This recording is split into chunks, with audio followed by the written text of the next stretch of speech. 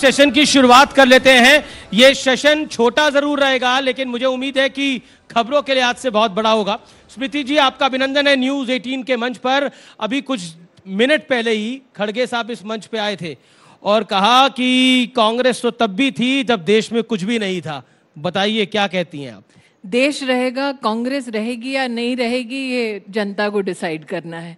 लेकिन जिस अहंकार की अनुभूति इस मंच ने कांग्रेस के एक नेता के माध्यम से देखी, मुझे लगता है वही अहंकार 2014 में, 2019 में तो चकनाचूर हुआ ही था।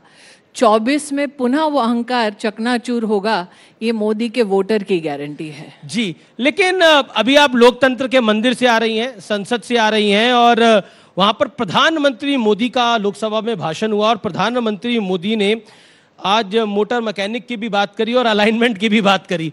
तो अलाइनमेंट विपक्ष की बिगड़ रही है, दिख रही है, लेकिन आप लोगों की अलाइनमेंट जो है वो सुपर कॉन्फिडेंट दिख रही है। कहीं ये ओवर कॉन्फिडेंस तो नहीं है स्मृति जी? आपने जितना प्रधानमंत्री मोदी के राजनीतिक सफर को देखा है, तो उसको देखते हुए कम से कम जितने भी विशेषज्ञ हैं राजनीति के, वो इस बात से सहमत होंगे कि प्रधानमंत्री मोदी कॉन्फिडेंस से ओतप्रोत होते हैं, लेकिन ओवर कॉन्फिडेंस के कभी शिकार नहीं हुए।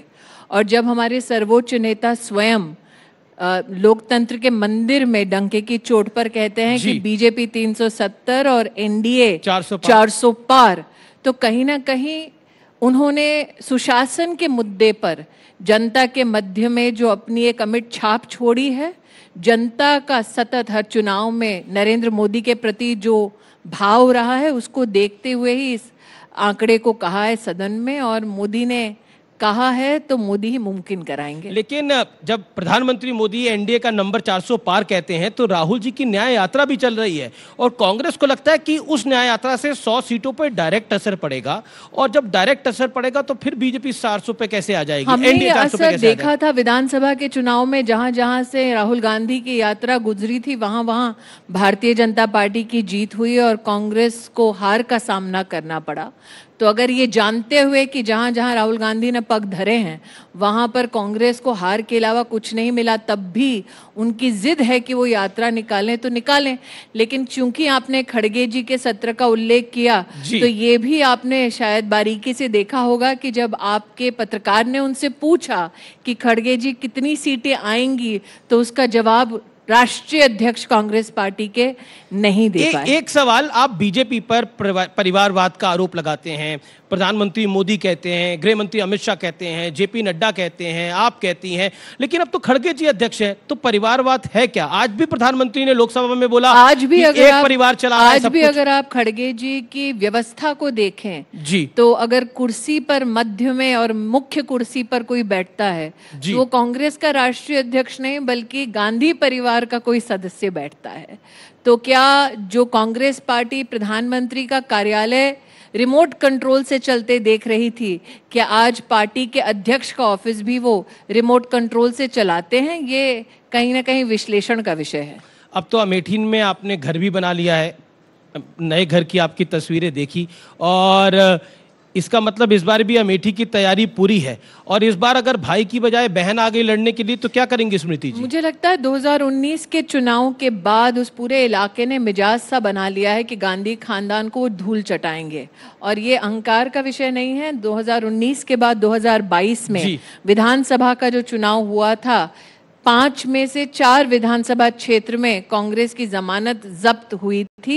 वो हार के इतने करीब अपने राजनीतिक इतिहास में लोकसभा चुनाव की दृष्टि से कभी नहीं रहे जितना 2024 में है।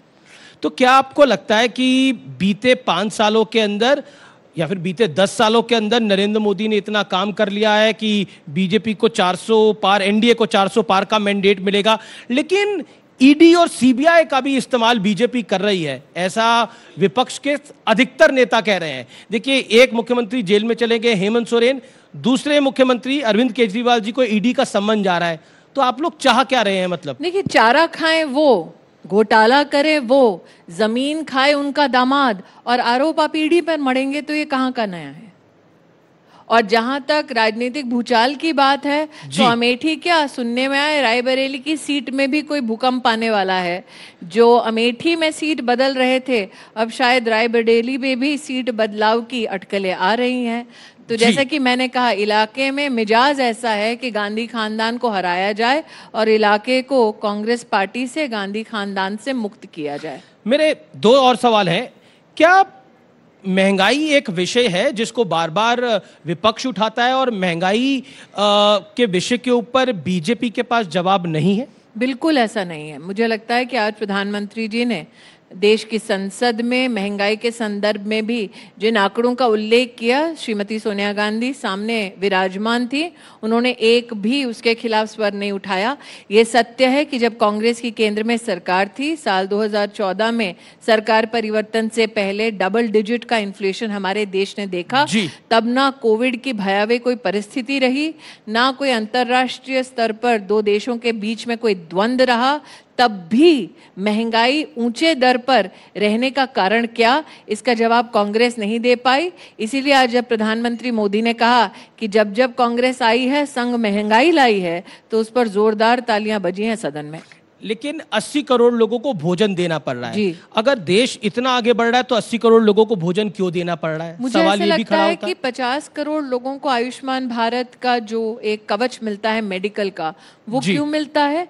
ताकि अगर दरिद्र परिवार में कोई बीमार पड़ जाए तो दरिद्रता में और वो परिवार ना जकड़ा जाए, उस परिवार को सामान्य तौर पर एक हॉस्पिटल की मर्यादा में, परिधि में स्वास्थ्य के अच्छे लाभ मिले। ये हमारा राष्ट्रीय दायित्व है।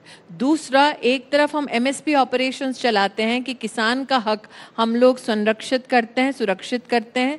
आज आपने प्रधानमंत्री मोदी को सुना कि 17 लाख करोड़ से ज्यादा का एमएसपी ऑपरेशन हमारे प्रधानमंत्री जी के कार्यकाल में हुआ। और तीसरी ओर कोविड की परिस्थिति, जो विषम परिस्थिति थी, उसमें जो हमारी रूरल परचेजिंग पावर है उसको अगर संरक्षित रखना है और हर परिवार की खाद्य सुरक्षा को सुनिश्चित करना है, तो निश्चित रूप से प्रधानमंत्री जी ने जो आगामी 5 सालों तक खाद्य सुरक्षा की दृष्टि से ये 80 करोड़ नागरिकों को मुफ्त का राशन देने का निर्णय लिया है, वो सराहनीय है। चंडीगढ़ में मेयर चुनाव हुआ और उस चुनाव के अंदर बीजेपी का नंबर कम था, लेकिन बीजेपी का कैंडिडेट जीत गया और कांग्रेस और आपका कैंडिडेट हार गया। आज सुप्रीम कोर्ट ने भी उस विषय पर एक बड़ी टिप्पणी करी है। क्या कहना चाहती हैं आप इस विषय के ऊपर? कोई भी चुनाव देश में चुनाव आयोग के संरक्षण में होता है, सानिध्य में होता है। तो अगर सुप्रीम कोर्ट ने चुनावी प्रक्रिया के संदर्भ में चुनाव आयोग के ऊपर और चुनाव आयोग की गतिविधि के ऊपर कोई टिप्पणी की है, तो ये दोनों ही हमारे लोकतंत्र का आधार स्तंभ हैं। किसी एक पर टिप्पणी करना मेरे लिए संवैधानिक दृष्टि से उचित नहीं होगा। जी, मेरा आखिरी सवाल है, क्योंकि जेपी नड्डा हमारे मंच पे आ चुके हैं, कुछ देर में वो यहाँ पर मौजूद होंगे। मैं आपसे आखिरी सवाल पूछूंगा कि प्रियंका गांधी वाड्रा के अमेठी या रायबरेली से लड़ने की बड़ी चर्चा है। अमेठी से चर्चा नहीं है, चर्चा करने की भी हिम्मत नहीं बची। जी, और आपको लगता है कि बहन आए, भाई आए, दामाद आए, अमेठी में कमल का फूल पुनः खिलेगा। और जैसे कि मैंने कहा, अटकलें तो ऐसी लग रही हैं कि अब तेलंगाना से भी निमंत्रण आ रहा है गांधी परिवार को कि रायबरेली की सीट छोड़ दीजिए, आप तेलंगाना से चुनाव लड़िए। ये डर का माहौल है गांधी परिवार में, इसका जवाब तो वही दे पाएंगे। लेकिन निश्चित रूप से हम उत्तर प्रदेश की हर सीट पर कमल का फूल खिलाएंगे। इस बार अमेठी के बाद रायबरेली में भी इतिहास बनाएंगे। स्मृति जी, आपका बहुत बहुत अभिनंदन इस चर्चा के लिए, हमें समय देने के लिए। Thank you so much.